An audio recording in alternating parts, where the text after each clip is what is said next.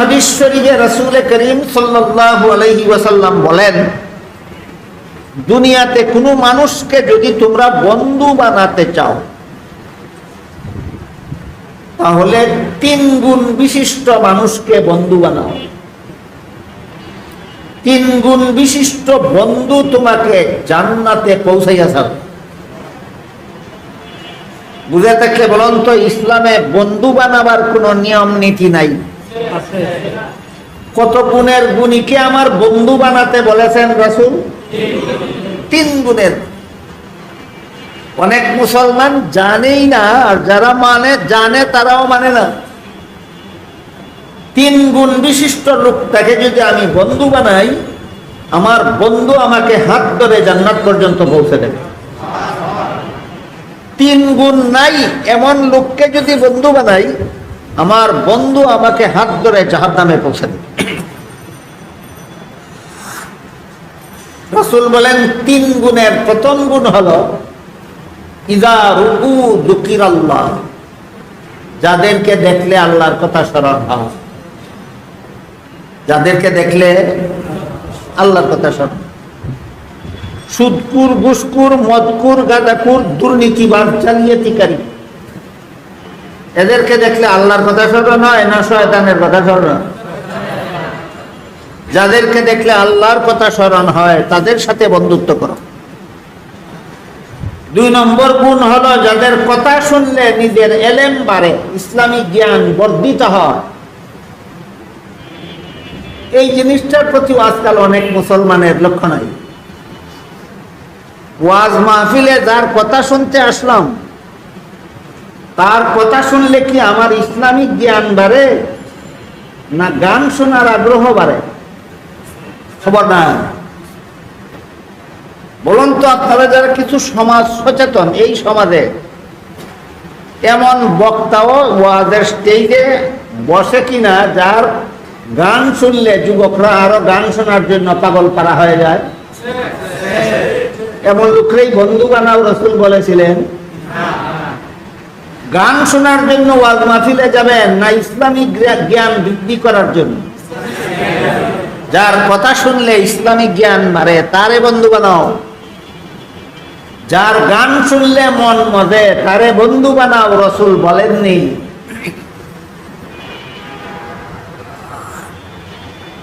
এই আসরটা ওয়াজের আসর না গানের আসর? এখানে গান গাইবে কেন? মোল্লা সুন্নতি জুব্বা গায়ে দিয়া সুন্নতি পাগড়ি মাথায় পরে এখানে গান গাইবে কেন? রাসূল বলেন যে 3 গুণ বিশিষ্ট লোকের সাথে তুমি বন্ধুত্ব করলে তোমার বন্ধু তোমাকে হাত ধরে জান্নাতে পৌঁছে দেবে। 3 গুণের প্রথম গুণ হলো যারে দেখলে আল্লাহর কথা স্মরণ হয়। দ্বিতীয় গুণ হলো যার গান শুনলে মন মজে, না যার কথা শুনলে ইসলামী জ্ঞান বাড়ে? যার কথা শুনলে ইসলামী জ্ঞান। 3 নম্বর গুণ হলো যার আমল দেখলে নিজের পরকাল স্মরণ হয়।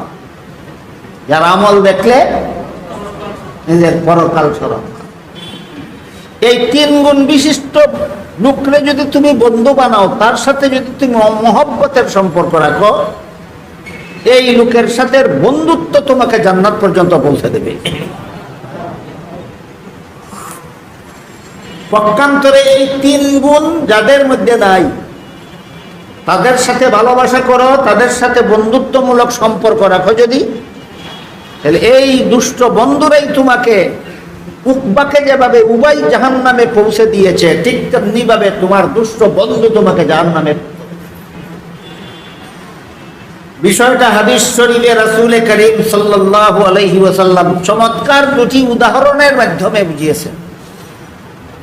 একটি উদাহরণ দিয়েছেন আতরের দোকানের দ্বারা, আর একটি উদাহরণ দিয়েছেন কর্মকারের দোকানের দ্বারা।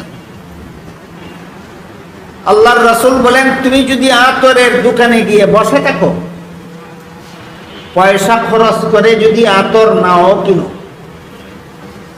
আতরের দোকানদার যদি বিনামূল্যে কিছু আতর তোমার নাকে লাগাইয়া নাও দেয়, শুধু যদি চুপচাপ বসে থাকো, তবুও বাতাস দোকানদারের শিশির থেকে আতরের সুগন্ধ বিনামূল্যে তোমার নাকে লাগাইয়াই দেবে।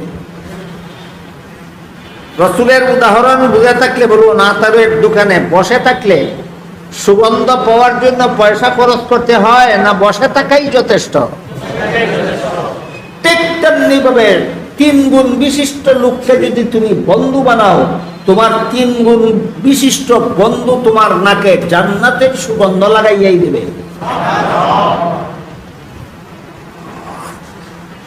পক্ষান্তরে আরেকটি উদাহরণ দিয়েছেন রাসূল কর্মকারের দোকানের দ্বারা।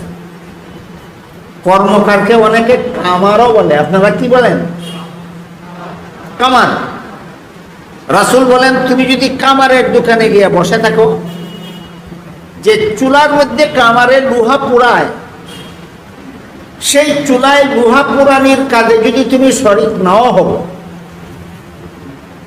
পুরা লোহা হাতুড়ি দিয়ে যে পিঠায়, তুমি যদি সেই পিঠানিতে অংশগ্রহণ নাও করো, শুধু চুপচাপ বসে থাকো, তবুও বাতাস তার চুলার লোহা পুরা ধোঁয়ার দুর্গন্ধ তোমার নাকে লাগাইয়াই দিবে। লোহা পুরার কাজে অংশগ্রহণ করার কারণে না শুধু সঙ্গ লাভ করার কারণে। ঠিক তেমনি ভাবে রাসূল বলেন, 3 গুণ ছাড়া দুষ্টদের সঙ্গ লাভ করলে এই দুষ্ট বন্ধু তোমার নাকে জাহান্নামের দুর্গন্ধ লাগাইয়াই ছাড়বে। হাদিসের মর্ম বুঝে থাকলে আর কুরআনের আয়াতের শিক্ষণীয় বিষয়টা বুঝে থাকলে বলুন, দুনিয়াতে আমরা যারা মুসলমান আছি, পরকালে জাহান্নাম থেকে বাঁচতে হলে, জান্নাত পেতে হলে কেমন লোকের সাথে বন্ধুত্ব সুলভ সম্পর্ক রাখা দরকার? 3 গুণ বিশিষ্ট। কেমন লোকের সাথে? 3 গুণ বিশিষ্ট। তারপরে আল্লাহ বলেন, ইয়া ওয়াইলাতা লাইতানি লাম আত্তাখিয ফুলানান খলিলা লাকাদ আদাল্লানি আনিয যিকরি বাদা ইয জাআনি ওয়া কানা আশ-শাইতানু লিল ইনসানি খাযুলা। আমি ইসলামের পথে আসার পরও দুষ্ট বন্ধুটা আমাকে বিপথগামী করে ফেলে। বর্তমান সমাজে অনেক মুসলমান এমন আছে যারা ইসলামের পথে ছিল, পাপিষ্ঠরা তাদেরকে ইসলাম থেকে বিপথগামী করে দিয়েছে। ওয়াকানা আশ-শাইতানু লিল ইনসানি খাযুলা। আর শয়তান তো সর্বদাই গোটা মানব জাতির জন্য হেদায়েতের পক্ষে সহযোগিতাকারী নয়, গুমরাহির পক্ষে সহযোগিতাকারী। একদিকে এই ইবলিস শয়তান, অপরদিকে যে সমস্ত লোকেরা ইসলাম বিরোধী কর্মকাণ্ডে মানুষকে উৎসাহিত করে, এদেরকে আল্লাহ মানুষ শয়তান বলেছেন। 2 ধরনের শয়তানের প্ররোচনায় অনেক সময় মুসলমানেরাও জান্নাতের পথ ছেড়ে দিয়ে জাহান্নামের পথে চলে যায়। তারপরে আল্লাহ বলেন, وقال الرسول يا رب إن قومي اتخذوا هذا القرآن مهجورا। আর হাসরের মাঠে আল্লাহর রাসূল সাল্লাল্লাহু আলাইহি ওয়াসাল্লাম নিজে একদল মানুষের বিরুদ্ধে আল্লাহর কাছে বিচার দায়ের করবে। যে রাসূল আমার পক্ষে সুপারিশ করার কথা ছিল, সেই রাসূল বিরুদ্ধে বিচার দায়ের করবেন একদল মানুষের। ওরা কারা? রাসূল বলবেন, হে আল্লাহ, আমি এদের কাছে কুরআন পৌঁছে দিয়েছিলাম, কিন্তু এরা কুরআন বর্জন করেছিল। বর্তমান দুনিয়ার সমস্ত মুসলমানের ঘরে ঘরে কুরআন বিদ্যমান আছে। কুরআন আপনাদের ঘরে পৌঁছেছে কিনা? পৌঁছেছে। রাসূল বিচার দায়ের করবেন, কুরআন এদের কাছে পৌঁছে দিয়েছিলাম, কিন্তু এরা কুরআন বর্জন করেছিল। কুরআন পাওয়ার পরও কুরআন বর্জন করলো কেন? আল্লাহ আপনার কাছে বিচার চান। আয়াতের ব্যাখ্যায় মুফাসসিরিন কেরাম লিখেছেন, কুরআন বর্জনের 2 ব্যাখ্যা। এক ব্যাখ্যা মতো যারা কুরআন বর্জন করে এরা চিরস্থায়ী বেঈমান হয়ে চিরস্থায়ী জাহান্নামী হয়ে যায়। দ্বিতীয় ব্যাখ্যা মতো যারা কোরআন বর্জন করে এরা বেঈমান হয় না, কিন্তু কোরআনের বিধান লঙ্ঘন করার কারণে দীর্ঘমেয়াদী জাহান্নামী হয়ে যায়। একদল কোরআন বর্জনকারী চিরস্থায়ী জাহান্নামী, আর একদল কোরআন বর্জনকারী দীর্ঘমেয়াদী জাহান্নামী। দুইটা ব্যাখ্যা আগে বুঝি, তারপর আমরা কোন ভাবে কোরআন বর্জনকারী হতে চাই সেই ফয়সালা করতে হবে। আয়াতের ব্যাখ্যায় তাফসীরের কিতাবে লেখা আছে, যারা কোরআনের বিধানে অবিশ্বাসী, কোরআন তো পৌঁছেছে, কোরআনের বিধান বুঝতে পেরেছে, জানতে পেরেছে, কিন্তু কোরআনের বিধানটা মানতে পারে না, গ্রহণ করতে পারে না, বিশ্বাসী নয়। কোরআনের বিধান বুঝার পরেও যারা কোরআনের বিধানে বিশ্বাসী হয় না, এরা প্রথম প্রকারের কোরআন বর্জনকারী। কোন প্রকারের? প্রথম প্রকারের কোরআন বর্জনকারী। এদের ঈমান থাকে না, এরা বেঈমান কাফির হয়ে যায়।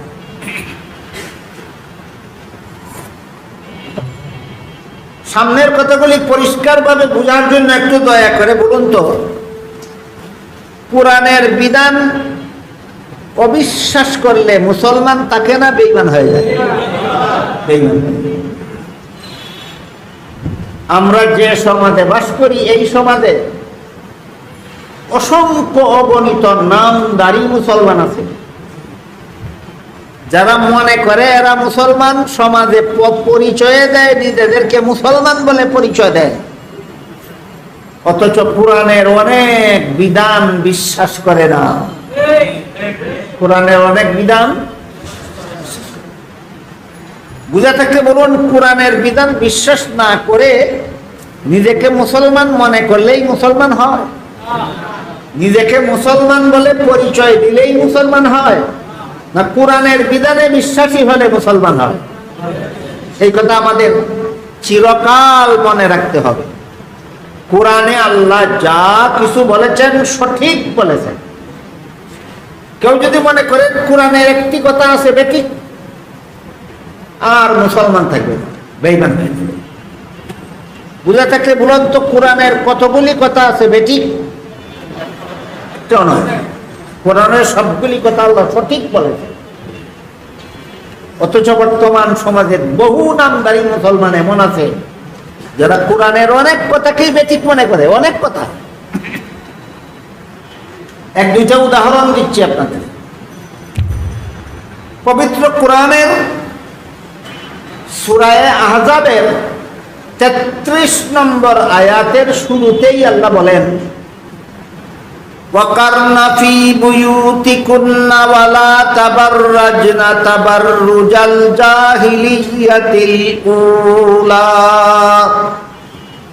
এর অর্থ হলো, হে নবীর বিবিরা আর মুসলমানের নারীরা, নবীর বিবিরা তো আর বর্তমানে দুনিয়াতে নাই, এখন সম্বোধনটা এককভাবে মুসলমান মহিলাদের প্রতি প্রযোজ্য। হে মুসলমান মহিলারা, তোমরা বসবাসের ঘরে থাকো। মুসলমান মহিলাদেরকে আল্লাহ বিধান দিয়েছেন বসবাসের ঘরে থাকো। বলুন, মুসলমান মহিলাদের প্রতি এটা আল্লাহর বিধান কিনা? কোন সূরার কত নম্বর আয়াতে দিলেন?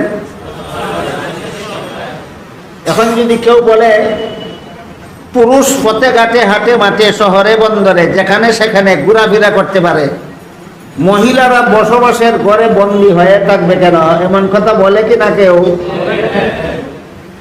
দুই চার জনে বলে না লক্ষ লক্ষ নামদারি মুসলমানে বলে? আল্লাহ বলেন বসবাসের ঘরে থাকো, সে বলে কেন বসবাসের ঘরে থাকবে? কেন? এই যে কেন একটা শব্দ, একটা শব্দে কি হয় জানেন? ইবলিস শয়তান ৮০,০০০ বছর আল্লাহর ইবাদত করেছিল। কতদিন? ৮০,০০০ বছর। ৮০,০০০ বছর আল্লাহর ইবাদত করার পরে আল্লাহ ইবলিসকে সমস্ত পৃথিবীর রাজত্ব দান করেছিলেন। ইবলিস কোন দেশের রাজা ছিল? সমস্ত পৃথিবীর রাজা ছিল। জান্নাতে বসবাস করার ফ্যাসিলিটি দান করেছিলেন। ইবলিস বসবাস করত কোথায়? জান্নাতে। তারপরে এক সময় আল্লাহ আদম সৃষ্টি করলেন, সৃষ্টির শ্রেষ্ঠ মর্যাদা দিয়ে ইবলিস সহ সমস্ত ফেরেশতাদেরকে আদেশ করলেন সেজদা দিয়ে সম্মান করো। সমস্ত ফেরেশতারা আল্লাহর আদেশ পালন করল। ইবলিস জিজ্ঞেস করলো, আসজুদু লিমান খালাকতা তিনা, আদমকে মাটি দিয়ে সৃষ্টি করেছেন হে আল্লাহ, তাকে আমি সম্মান করব কেন? এই যে একটা শব্দ, কেন। ইবলিসকে মাটি দ্বারা সৃষ্টি করেছেন, তাকে সেজদা দিয়ে সম্মান করব কেন? এই যে কেন, একটা কেনর দ্বারা কি হইল শুনেন। ৮০,০০০ বৎসরের ইবাদত ধ্বংস হয়ে গেল। কতদিনের? আজকাল যারা বলে মহিলারা ঘরে বসে থাকবে কেন, ১০০০ বছর ইবাদত করেছে বলুন। আজকাল যারা বলে মহিলারা ঘরে বসে থাকবে কেন, এরা কত হাজার বছর ইবাদত করেছে। ১০০ বছর তো না। ইবলিস ৮০,০০০ বছর আল্লাহর ইবাদত করেছিল।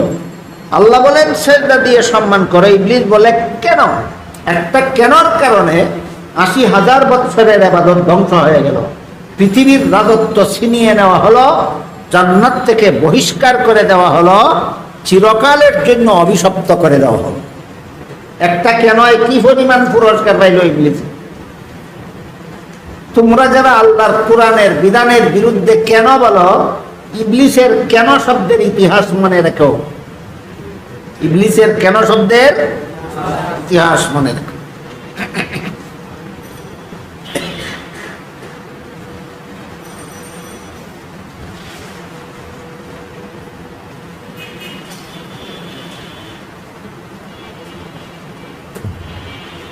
এরা সমাজে বুঝাতে চায়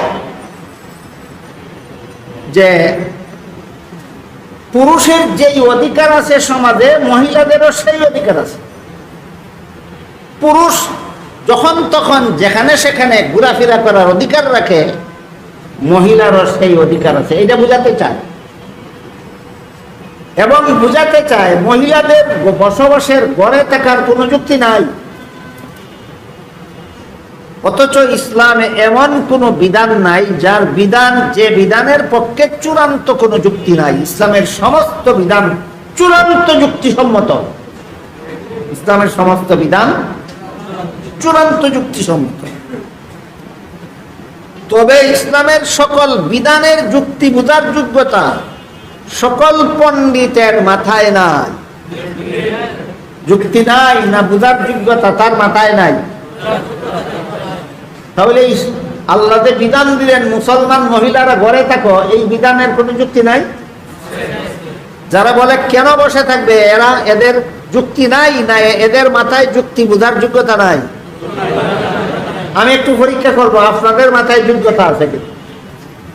আল্লাহ যে বিধান দিলেন বসবাসে ঘরে থাকো, যুক্তিসম্মত বিধান দিয়েছেন, বোঝার যোগ্যতা এই সমস্ত পণ্ডিতের মাথায় নাই। সাধারণ মুসলমানের মাথায় আছে মনে করি আমি। এই জন্য আপনাদের পরীক্ষা করব আপনাদের মাথায় আছে কিনা। আল্লাহ মহিলাদেরকে সৃষ্টিগতভাবে আলাদা কিছু দায়িত্ব দিয়েছেন, যেগুলি দুনিয়ার কোনো পুরুষ পালন করার ক্ষমতাই রাখে না। যেমন প্রতি মাসে মাসে মাসিক ঋতুস্রাবের ঝামেলা সহ্য করার দায়িত্ব আল্লাহ একচেটিয়াভাবে মহিলাদেরকে দিয়েছেন। প্রতিটি সন্তানকে গর্ভে ধারণ করার দায়িত্ব আল্লাহ একচেটিয়াভাবে মহিলাদেরকে দিয়েছেন। প্রতিটি সন্তান প্রসবের কষ্ট সহ্য করার দায়িত্ব আল্লাহ একতরফাভাবে মহিলাকেই দিয়েছেন। প্রতিটি সন্তানকে স্তনের দুধ পান করাবার দায়িত্ব আল্লাহ একতরফাভাবে মহিলাদেরকে দিয়েছেন। বুঝে থাকলে বলুন, এই দায়িত্বগুলি নারী পুরুষ সকলের না মহিলাদের একতরফা? একতরফা। এবার বলুন, মাসিক ঋতুস্রাব চলাকালে সারাদিন অফিসের চেয়ারে বসে থাকা সুবিধা না বসবাসের ঘর সুবিধা? সন্তান গর্ভে নিয়ে খেতে খামারে মাঠে ঘাটে পুরুষের কাঁধে কাঁধ মিলিয়ে কাজকর্ম করা সুবিধা না বসবাসের ঘর সুবিধা? সন্তান প্রসবের সময় সংসদ ভবন সুবিধা না বসবাসের ঘর সুবিধা? সন্তানকে স্তনের দুধ পান করাবার সময় গাড়ির ড্রাইভিং সিট সুবিধা না বসবাসের ঘর সুবিধা?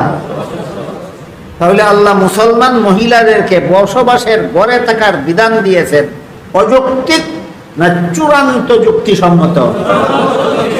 এইগুলি আপনাদের জানা, এগুলি আপনাদের বোঝা দরকার, মনে রাখা দরকার, যেন তথাকথিত পণ্ডিতেরা আপনাদেরকে আল্লাহর বিধানের বিরুদ্ধে যুক্তি বুঝাতে না পারে। একটা উদাহরণ দিলাম, কোরআনের যত বিধান আছে এর বিধান বর্তমান সমাজে অনেক মুসলমান এই বিধানগুলি মানতে পারে না। এরা মুসলমান থাকে না, এরা বেঈমান কাফির হয়ে যায়। আরেকটি উদাহরণ দিচ্ছি, সূরা আলে ইমরানের 85 নম্বর আয়াতে আল্লাহ বলেন, মাইয়াবতাগি গায়রাল ইসলামি দীনান ফালাই ইউকবালা মিন। এর অর্থ হলো ইসলাম ছাড়া আর কোন ধর্ম আল্লাহর কাছে গ্রহণযোগ্য নয়। অস্পষ্ট কথা না সুস্পষ্ট? কোরআনের সুস্পষ্ট কথার ব্যাখ্যা লাগে না, অস্পষ্ট কথার ব্যাখ্যার দরকার। আল্লাহ কোরআনে পরে সুস্পষ্ট ভাবে বলেছেন রমজান মাসে রোজা রাখা ফরজ। কাজে কোন মাসে রোজা রাখা ফরজ এটা ব্যাখ্যার দ্বারা সাব্যস্ত হবে না কোরআনের ভাষায় সাব্যস্ত? কিন্তু রমজানে কতদিন রোজা রাখতে হবে এই কথাটা কোরআনে অস্পষ্ট বলা হয়েছে। বলা হয়েছে আইয়ামাম মা'দুদাত, গনা বাসা কয়েকদিন। কয়েকদিন শব্দের অর্থ শব্দের দ্বারা সুস্পষ্ট কোনো সংখ্যা বোঝায় না। তাহলে কতদিন রোজা রাখা ফরজ এই ব্যাপারে কোরআনের কথা সুস্পষ্ট না অস্পষ্ট? অস্পষ্ট, এইটার ব্যাখ্যা লাগে।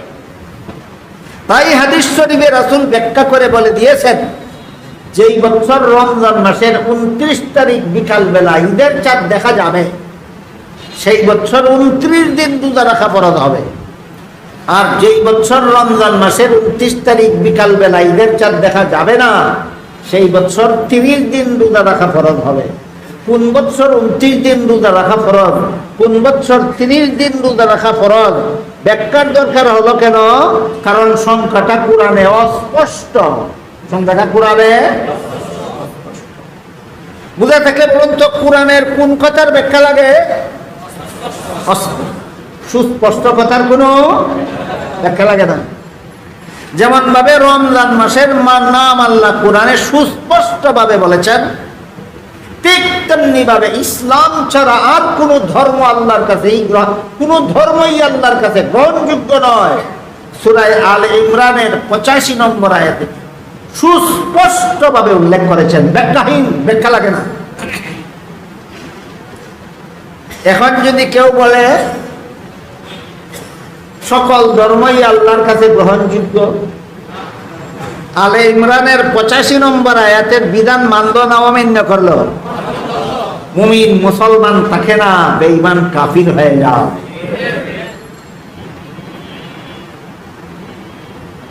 দুইটা উদাহরণ দিলাম, একটা হইল মুসলমান মহিলারা আল্লাহ বলেছেন বসবাসের ঘরে থাকে।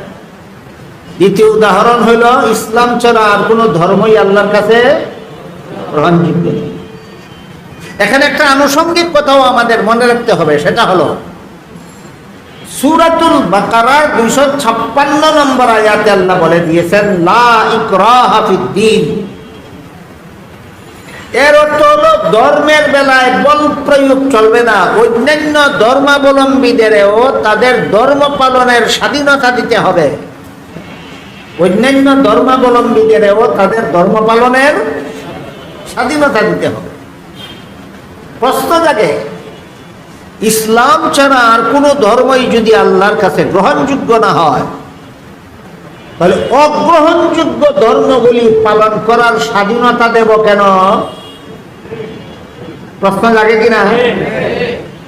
এই প্রশ্নের জবাব একটি সহজ উদাহরণের মাধ্যমে আমাদের বুঝে আসতে পারে। সেটা হলো পরীক্ষার হলে যখন ছাত্ররা প্রশ্নপত্র হাতে নিয়ে বসে, সব ছাত্ররাই কি প্রশ্নের সঠিক জবাব লেখে না অনেকে ভুলও লেখে?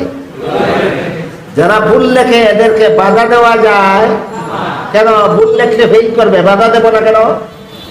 এই প্রশ্নের যেই জবাব মূর্তি পূজার ধর্ম পালন করলে জাহান্নামে যাবে, বাধা দেব না কেন? ওই প্রশ্নেরও সেই জবাব। উভয় প্রশ্নের কি জবাব? জবাবটা হলো নিয়ম রক্ষার জন্য।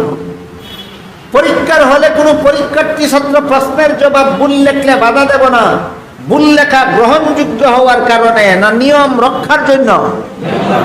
ঠিক তেমনি ভাবে দুনিয়াতে ইসলাম ছাড়া কোনো ভ্রান্ত ধর্ম পালনকারী ধর্ম পালনে বাধা দেব না, গ্রহণযোগ্যতার কারণে না নিয়ম রক্ষার জন্য? এই সুযোগে যদি কোনো ছাত্র, পরীক্ষার্থী ছাত্র ইচ্ছা মতো প্রশ্নের জবাব ভুল লেখে, তাহলে যেভাবে তার কপালে গুড়ার ডিম ছাড়া আর কিছু নাই, ঠিক তেমনি ভাবে এই সুযোগে যদি কেউ দুনিয়াতে ইসলাম ছাড়া আর কোনো ধর্ম পালন করে, পরকালে তার কপালেও জাহান্নাম ছাড়া আর কিছু নাই। এই কথাগুলি কোরআনের কথা, বিশ্বাস করতে হবে। বিশ্বাস না করলে আপনি প্রথম শ্রেণীর কোরআন বর্জনকারী। বুঝতে পারলাম? প্রথম শ্রেণীর কোরআন বর্জনকারী কারা? কোরআনের কোনো না কোনো বিধান বিশ্বাস করে না যারা। প্রথম শ্রেণীর কোরআন বর্জনকারী কারা? কোরআনের কোনো না কোনো বিধান বিশ্বাস করে না যারা। আপনারা যে সমাজে বাস করেন, এই সমাজে অনেক নামধারী মুসলমান প্রথম শ্রেণীর কোরআন বর্জনকারী আছে কিনা? প্রথম শ্রেণীর কোরআন বর্জনকারী। এরা মুসলমান নয়, এরা বেঈমান, কাফির, এরা চিরস্থায়ী জাহান্নামী। আরেকটি উদাহরণ দিচ্ছি, শুনুন। সূরা নিসা এর 11 নম্বর আয়াতে আল্লাহ বলেন, ওয়ালিয-যাকারি মিসলু হাযযিল উনসায়াইন। এর অর্থ হলো, পিতামাতা মারা গেলে পিতামাতার ত্যায্য সম্পদে ছেলে পাবে 2 অংশ, মেয়ে পাবে 1 অংশ। ছেলে কত অংশ? মেয়ে কত অংশ? কোন সূরার কত নম্বর আয়াতে আল্লাহ বিধানটা দিলেন? নিসার 11 নম্বর। এখন যদি কেউ বলে আমরা নারী পুরুষের সমান অধিকার চাই, ছেলেকে যে পরিমাণ দেব মেয়েকে তার সমান সমান দেব, যেহেতু আমরা সমান অধিকারবাদী, এমন স্লোগানদারি কোন নামদারি মুসলমান কি আমাদের দেশে আছে? না। এরা কোন শ্রেণীর কোরআন বর্জনকারী? প্রথম শ্রেণীর কোরআন বর্জনকারী। এরা বেঈমানির মধ্যে বেজাল নাই, এরা নির্বেজাল বেঈমান। কেমন বেঈমান? নির্বেজাল ঈমান কয় যে ঈমানের মধ্যে বেঈমানির মিশ্রণ নাই, আর নির্বেজাল বেঈমান কয় যার বেঈমানির মধ্যে ঈমানের লেশমাত্র নাই, নির্বেজাল বেঈমান। প্রথম শ্রেণীর কোরআন বর্জনকারী। কোরআনের এই বিধানটা অযৌক্তিক। ছেলে পাবে 2 অংশ, মেয়ে পাবে 1 অংশ, এই বিধানটা অযৌক্তিক মনে করেন আপনারা? ইসলামের কোন বিধান আছে অযৌক্তিক? না। পণ্ডিতের মাথায় যুক্তি বোঝার যোগ্যতা নাই। এবারও আমি আপনাদের পরীক্ষা করবো, আপনাদের মাথায় কোরআনের বিধানের যুক্তি বোঝার যোগ্যতা আছে কিনা।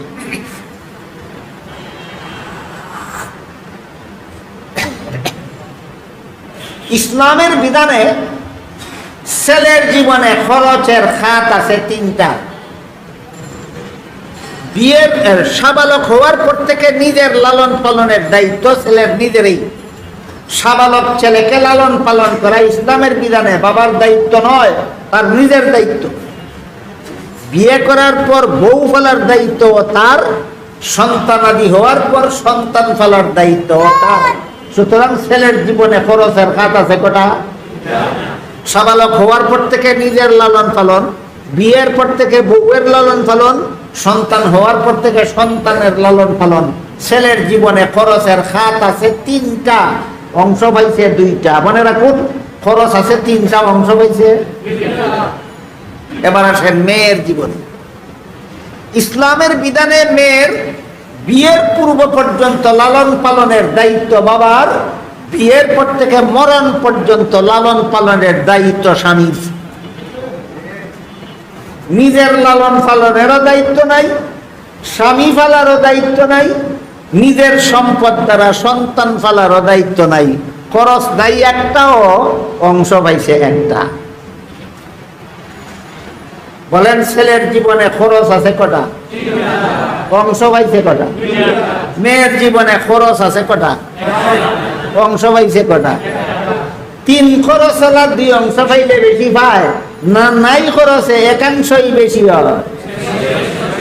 পণ্ডিতের মাথায় ইসলামের বিধানের যুক্তি বোঝার যোগ্যতা নাই।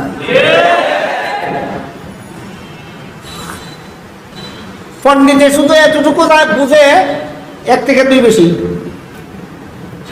এইটুকু বুঝে, কিন্তু 1 ওলার যে খরচ একটাও নাই, 2 ওলার যে খরচ 3টা আছে এটা বুঝে না। এইসব পণ্ডিতদের অবস্থা বুঝাবার জন্য আপনাদেরকে একটা গল্প বলি, শুনুন। একটা লোক ছিল গণ্ড মূর্খ, লেখাপড়া জানে না। তার ছেলেকে স্কুলে লেখাপড়া করতে দিল। একাধারে 10 বছর লেখাপড়া করে তার ছেলেটা অত্যন্ত মেধাবী ছিল। 10 বছর স্কুলে লেখাপড়া করে এসএসসি পরীক্ষা দিয়া ফার্স্ট ডিভিশন ফার্স্ট বয় হইয়া পাস করলো। কি বয়? First boy. বুঝে থাকলে বলুন তো রোল নম্বর কত হবে তার? 1। বাবা শিক্ষিত না মূর্খ? মূর্খ।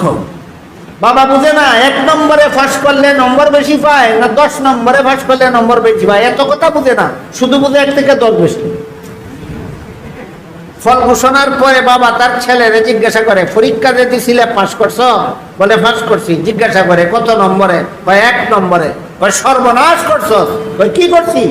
পাশের বাড়ির ছেলেটা তোর সাথে পরীক্ষা দিয়া সে তো 10 নম্বরে ফাঁস করলো, তুই এত কম নম্বরে ফাঁস করলে কেন? এই অশিক্ষিত গোয়ারে যেমন বুঝে না 10 নম্বরে ফাঁস করলে নম্বর বেশি পায় না 1 নম্বরে ফাঁস করলে নম্বর বেশি পায়, ঠিক তেমনি ভাবে আমাদের সমাজে কিছু শিক্ষিত গোয়ারেও বুঝে না ছেলে 2 অংশ পাইলে বেশি পায় না মেয়ে 1 অংশ পাইলে বেশি পায়। কাজেই সূরা নিসার 11 নম্বর আয়াতের বিধানটা অযৌক্তিক না চূড়ান্ত যুক্তিসম্মত। যুক্তির দোহাই দিয়া কোরআনের এই সমস্ত বিধান অমান্য করার মতো নামদারি মুসলমান সমাজে আসেনি। এরা কোরআন বর্জনকারী। কত নম্বর? 1 নম্বর কোরআন বর্জনকারী, বেঈমান, ইমানের লেশ মাত্র ওরে। আয়াতের ব্যাখ্যায় লেখা আছে যারা কোরআনের কোনো বিধানকে বিশ্বাস করে না এরা প্রথম স্তরের কোরআন বর্জনকারী, এরা বেঈমান, এরা চিরস্থায়ী জাহান্নামী সাব্যস্ত হবে হাসরের বিচারে। এবার দ্বিতীয় স্তরের কোরআন বর্জনকারী। দ্বিতীয় স্তরের কোরআন বর্জনকারী হলো ওই সমস্ত মুসলমান যারা কোরআনের বিধানগুলিকে সঠিক বলে বিশ্বাস করে, কোরআনের বিধানগুলিকে সঠিক বলে বিশ্বাস করে কিন্তু পালন করে না। কিন্তু পালন, যেমন কোরআনের বিধানে 5 বেলা নামাজ পড়া ফরজ। আল্লাহ বলেন ইন্নাস সালাতা কানাত আলাল মুমিনিনা কিতাবাম মাওকুতা, নির্ধারিত সময়ে নামাজ পড়া মুমিনদের জন্য ফরজ। যা কোরআনের বর্ণিত বিধান। হাদিস শরীফে আল্লাহ রাসূল নির্ধারিত সময় 5 বেলা বলে দিয়েছেন, ফজর, দুহর, আসর, মাগরিব, এশা। আমার কথা শুধু বুঝে থাকলে নয়, আমার কথা শোনার আগের থেকেই আপনাদের জানা থাকার কথা 5 বেলার নামাজ আল্লাহর বিধানে ফরজ কিনা বিশ্বাস করে কিন্তু পড়ে না। এমন মুসলমান আছে আপনাদের সমাজে, এরা দ্বিতীয় শ্রেণীর কোরআন বর্জনকারী। কোন শ্রেণীর? দ্বিতীয় শ্রেণীর কোরআন বর্জনকারী। কোরআনের বহু আয়াতে আল্লাহ বারবার বলেছেন ওয়ালা ইউবদিনা যিনাতাহুন্না, মহিলাদের দেহের সৌন্দর্য যেন ভিন্ন পুরুষের সামনে প্রকাশ না করে। মহিলাদের দেহের সৌন্দর্য ভিন্ন পুরুষের সামনে প্রকাশ করতে আল্লাহ নিষেধ করেছেন, এটা আল্লাহর বিধান। বাকি কথা পরিষ্কারভাবে বোঝার জন্য আমাদের এখানে একটা কথা ক্লিয়ার করে নিতে হবে, সেটা হলো মহিলাদের ঠ্যাং বেশি সুন্দর না হাত বেশি সুন্দর, না মাথা বেশি সুন্দর, না চেহারা বেশি সুন্দর? তাফসীরের কিতাবে এটা বোঝার জন্য চমৎকার একটা উদাহরণ লেখা আছে। উদাহরণটা হলো, তুমি একটা মেয়েকে বিয়ে করার জন্য প্রস্তাব করেছো, উভয় পক্ষের সিদ্ধান্ত হলো তুমি মেয়ে দেখবে, মেয়ে পছন্দ হইলে বিয়ে হবে, নাইলে হবে না। এবার তুমি মেয়ে দেখতে গেলা, মেয়ে বলে আমার মাথার চুল দেখে নাও, আমার হাতটা দেখে নাও, আমার পা দেখে নাও, চেহারা দেখাবো না, বলো বিয়ে করবানি? বলে ঠ্যাং দেখিয়া বিয়ে করতো না কেন? কারণ মুখ ঠ্যাঙ্গের থেকে বেশি সুন্দর। হাত দেখে বিয়ে করবে না কেন? কারণ হাতের থেকে মুখ বেশি সুন্দর। মাথার চুল দেখে বিয়ে করবে না কেন? কারণ চুল থেকে চেহারা বেশি সুন্দর। বেশি সুন্দরটা দেখাবে না বলে কম সুন্দর দেখে আমি বিয়ে করতে চাই না। তাহলে প্রমাণ হলো মহিলাদের দেহের সবচেয়ে বেশি সুন্দর অঙ্গ হলো তার চেহারা। সবচেয়ে বেশি সুন্দর অঙ্গ হলো তার চেহারা। আর আল্লাহ কোরআনে কি বলেছেন? তোমার সুন্দর, তোমার দেহের সুন্দর ভিন্ন পুরুষের সামনে প্রকাশ করবা না, সাবধান। এর মানে হলো সর্বাঙ্গে বুরকা পরো আর চেহারাটা খোলা রাখো। কম সুন্দর গুলি দেখে রাখো আর বেশি সুন্দরটা দেখাই দাও। এটা পর্দা হইল, যে বুদ্ধিমানের কাজ হইল।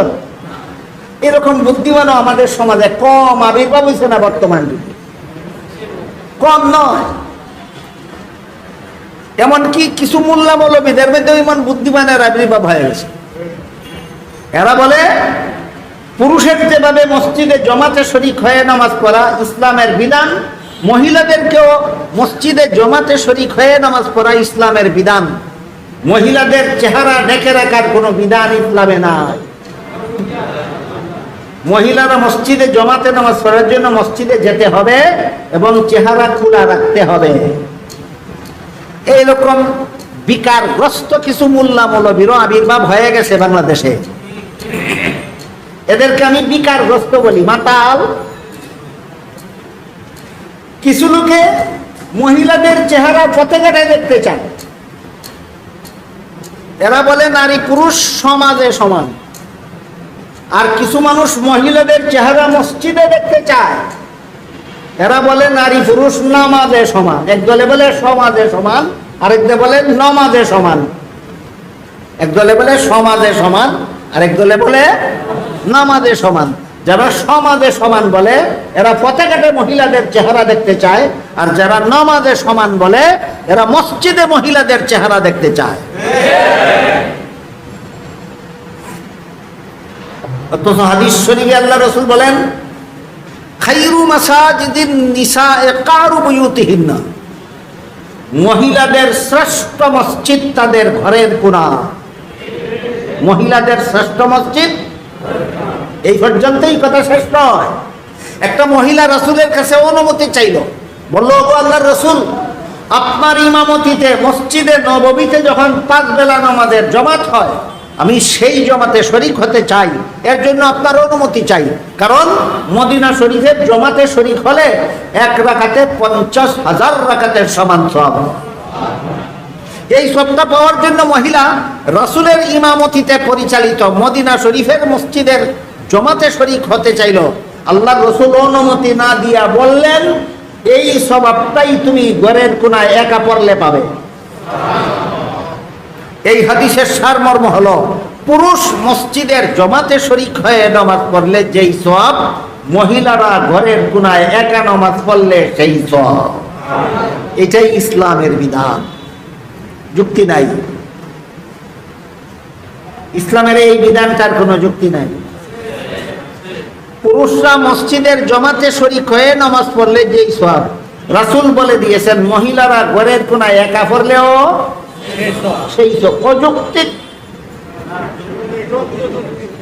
না যুক্তিসম্মত? পণ্ডিতের মাথায় ইসলামের বিধানের যুক্তি পণ্ডিতের মাথায় ধরে না। আপনারা বুঝেন কিনা আমি একটু যুক্তিতে আলোচনা করব। একটু আলোচনা করি। ইসলামের এই বিধানের যুক্তিটা আপনাদের মাথায় ধরে কিনা একটু দেখি। আগে বিধানটা মনে রাখুন।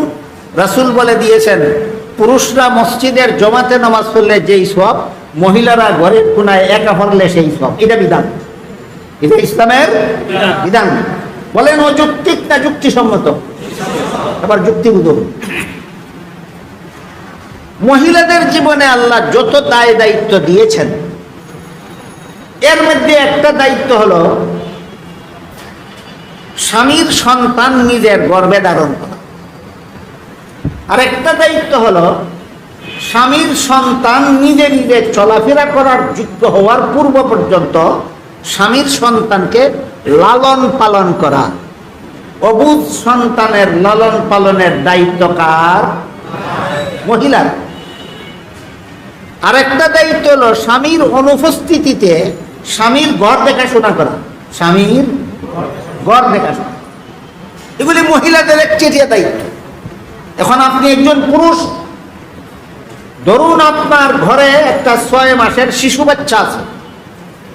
না, কোনো মুসলমানের জীবনে কোনোদিন 6 মাসের শিশু বাচ্চা থাকে না। ধরুন আপাতত আপনার ঘরে আপনার একটা 6 মাসের শিশু বাচ্চা আছে। বাচ্চাটাকে কোলে করে নিয়ে আসবেন মসজিদে জমাত করার জন্য। যদি নিয়ে আসেন, 1 রাকাত পড়ার পরে যদি বাচ্চারা পেশাব করে দেয়, না করার গ্যারান্টি আছে? বলুন কিছু? করতে পারে। সন্তান 6 মাসের সন্তান কোলে নিয়ে জমাতে শরীক হলেন, 1 রাকাত পড়ার পরে সন্তান পেশাব করে দিল। আপনার নামাজের কি দশা, আপনার সাইডম্যানের নামাজের কি দশা, মসজিদের কি দুর্দশা হবে? কাজেই 6 মাসের শিশু সন্তানকে কোলে নিয়ে সন্তানের বাবার জন্য জমাতে শরীক হওয়া সম্ভব নয়। বাধ্য হয়ে সন্তানটাকে রেখে আসতে হবে ঘরে। কার কাছে? মার কাছে। মায়ের কুলে 6 মাসের শিশু বাচ্চাকে রেখে আপনি মসজিদে এসে ইমাম সাহেবের পিছনে 4 রাকাত, আসরের 4 রাকাত ফরজ নামাজের নিয়ত করলেন। আপনার মনে মনে টেনশন আছে, সন্তানটা পেশাব করে দিল কিনা, পায়খানা করে দিল কিনা, খাওয়ার জন্য কান্নাকাটি করতেছে কিনা, টেনশন আছে? কেন টেনশন নাই? লুকাফটার করার দায়িত্বশীল আছে। নিশ্চিন্ত মানে আপনি মসজিদে নামাজ পড়তে পারলেন জমাতের সাথে। কার কারণে? মায়ের কারণে। কার কারণে? মায়ের কারণে। আর ইসলামের বিধান হলো, যার কারণে একজন একটা নেক কাজের সুযোগ পায়, ওই লোকটা নেক কাজ করে যেই সব, সেই লোকটা না করে সেই সব। যুক্তি নাই? বলেন আল্লাহ রাসূল অযৌক্তিক ভাবেই বলেছেন, পুরুষ মসজিদের জমাতে শরীক হইলে যেই সব, মহিলারা ঘরের কোনায় একা পড়লে সেই সব। অযৌক্তিক না চূড়ান্ত যুক্তিসম্মত? যারা বলে মহিলাদের মসজিদের জমাতে শরীক হতে হবে, চেহারা খোলা রাখতে হবে, ইসলামের বিধান না ইসলামের নামে মন গড়া কাণ্ডকীর্তি? এইগুলিকে বলে কোরআন অস্বীকারী, কোরআন দ্বিতীয় স্তরের কোরআন বর্জনকারী। কোরআন বলে মহিলাদের সৌন্দর্য পুরুষের সামনে প্রকাশ করবে না, এরা বলে মুখ খোলা রাখতে হবে। এরা হইল কোরআন দ্বিতীয় স্তরের কোরআন বর্জনকারী। দ্বিতীয় স্তরের কোরআন বর্জনকারী সম্পর্কে এই আয়াতের ব্যাখ্যায় তাফসীরের কিতাবে লেখা আছে, হাসরের মাঠে একদল মানুষের গলায় কোরআন ঝুলন্ত থাকে।